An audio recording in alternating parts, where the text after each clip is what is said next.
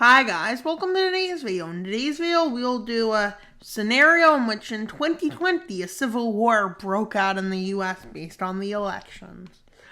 But, is this likely to happen in real life? Was it likely? Oh, it came close, but it didn't come. I mean, the closest it came was some riot, something here. I'm not sure what it was, but something. Fine, I don't know what it was, but I'm just saying that. And yeah. And before this video gets too political, let's watch the video. Let's have the war break out.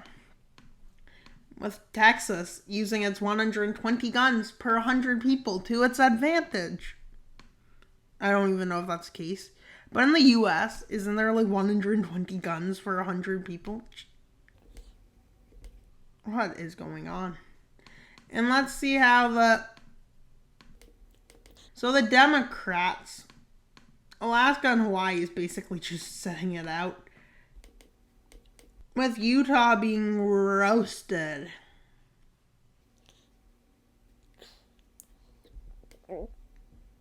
In Idaho,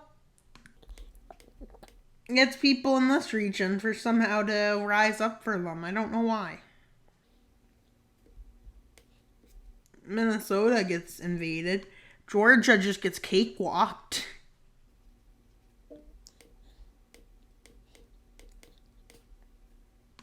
Virginia tries to invade West Virginia, but yeah. They failed. They got stuck in the mountains. An opportunity coming here to connect the forces. With southern Ohio being invaded. In southern Virginia. Well, I don't know if where most people would live. With California moving forces up here to stop Idaho's advance. And yeah. With Arizona, with New Mexico basically falling over to Republican hands. I don't think the borders would change. Maybe shift a bit for some of the states. Or something. With the invasion of Ohio on two fronts going really well. But for some reason, I feel this makes no sense. Why would this even happen? The United States? How could they call themselves the United States if this happened? Would they change their name to the Divided States if this happened? You know, I'm making a joke based on it. I guess maybe somebody got a position of power again.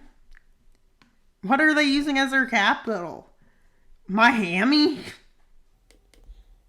Let's see. Who would be stronger is my question. Texas and California can keep each other busy. Idaho tried to make Greater Idaho, but kind of failed. With them pushing into Idaho. And having lots of fun. I mean, with California taking the area to its advantage. And then that's basically what's going on.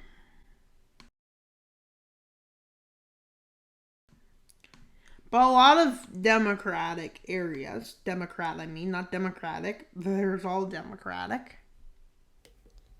With some of the weaker states suffering. Because almost every American civilian is probably fighting this. Because there's 120 guns per 100 people. Why? I don't even know how you can have more than one gun. Fine, I don't. So, yeah. And that's what's going on. Well, they're looking like neither side's going to win, but with a stalemate basically breaking out, California and the Democrats find a new area to invade, which becomes Alaska as they move up the arm of Alaska through the mountains. They move down into Anchorage, down here because they can. They go up to Fairbanks.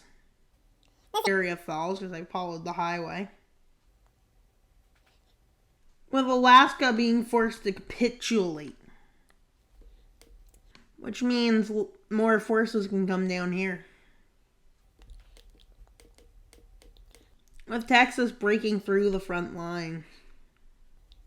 Also, keep in mind, the blue team has the advantage in, let's say, historical warfare, because there's unlikely, if we go through, what's it called, conventional warfare, the blue team would have an advantage, because conventional does not include partisans, and what else does it not include? The people. It includes military, basically, and nothing else. Also, if it did come down to nuclear war, the advantage would be in the blue team, because, well, the president controls the nukes. But could nukes be fired from somewhere else? Probably, because it's probably stored somewhere else, most likely. And to this map, they're pretty much stalemated out by now, so yeah.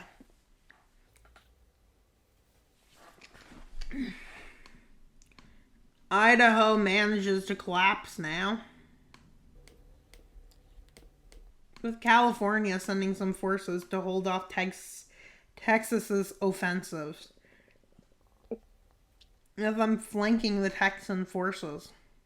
Also, keep in mind, I recorded this. Would you believe it? 8 days ago. Yep, it's Monday and this video is coming out next Tuesday. Because I'm running away. And yeah. The front line becomes more like this. With some of the stronger states by population would include California, New York, Michigan, Idaho, that's what I believe. I'd say Florida and Texas. Probably more bigger states than their smaller states. With a counteroffensive being done in the north. Keep in mind, we're not looking at partisan activity, which will make it much easier or harder, I'm not sure. But let's look at it. There's none happening, according to me. Montana is collapsing. And so, and through the Dakotas they go.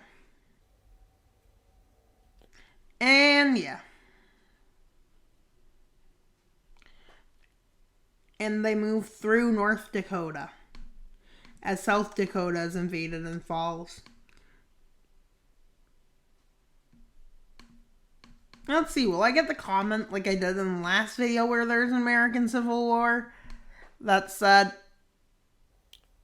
the red team got the guns and knows how to use it. Yep, that's true. With Virginia holding a front, but the blue team teams up for a new campaign, which basically is to go down the Mississippi. Isn't it crazy to believe Democrat beliefs and Republican beliefs changed a bit? Now they're moving through here, but they're taking their time because they're trying to establish naval supremacy.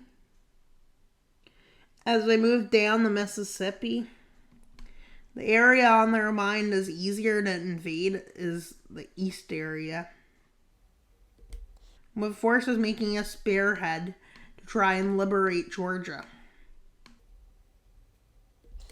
And the rest of Virginia is saved. With them moving through Georgia, where, yeah. with many of the states collapsing here. With the fall of the red team being inevitable, who do you think would win? Do you think the Republicans would win? I can make an alternate video of this where, yeah, I'm going to make an alternate of this video probably at some point where the opposite result happens. With the states seeing what happened to some of the other ones, they start surrendering. And Texas is infuriated. As Houston is taken. Austin is taken. Yep. Santa Fe is taken, if that's even a city. El Paso somehow fell. Everyone fell. And Texas has died. Just kidding, that's a bit dramatic. But they want to divide Texas? Wait, did I just hear that wrong or right? How will they divide Texas? What else? They want... Yeah. Ohio wants to take land from... Michigan wants to take land from Ohio.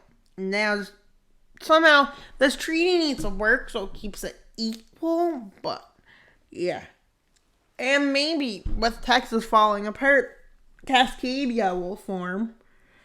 And you never know what they'll choose, but most of the smaller states aren't going to be punished. It's really going to be Texas and Florida who really led the team to this, where, assuming that this was all conventional warfare and no guerrilla warfare and nuclear warfare, this is how I think it would end. If it was nuclear warfare, you know how it would end? I can show you. Everything would die. Yep. Ain't that crazy? So now let's see what happens in the treaty, with Virginia claiming West Virginia now. Let's see how it works. Of the territories in this war, they gave statehood. And you want to see how Texas was divided? So first we have the state of Lincoln, the state of Biden. Yeah. Yes. I'm not joking. The state of Square, Texas. Yep. And then this is the state of New Texas. And Florida was split into Gatorland. Why do I call that Gatorland every time I do that in Florida? And the stronger nations, I think are the stronger ones that were on the red team, were occupied. Their lands lost by Ohio to Michigan, because Michigan said now it's time to take that land back. I think that's what the land looked like. And then Virginia is looking thick, boy. And, well, I don't know if this is how it would end, honestly. And Cascadia formed, yep. I like this treaty, kinda. But in 10 years, instead of just being occupied, there's going to be a 2-year occupation. Or an hour timeline, which is 2023. Let's go back to what year it is. This didn't happen in our timeline, but let's say this is what the U.S. looked like in 2023. Now that's a bit changed from our timeline. Thank you for watching today's video. It meant a lot now to get to 1,000 subscribers. So please subscribe.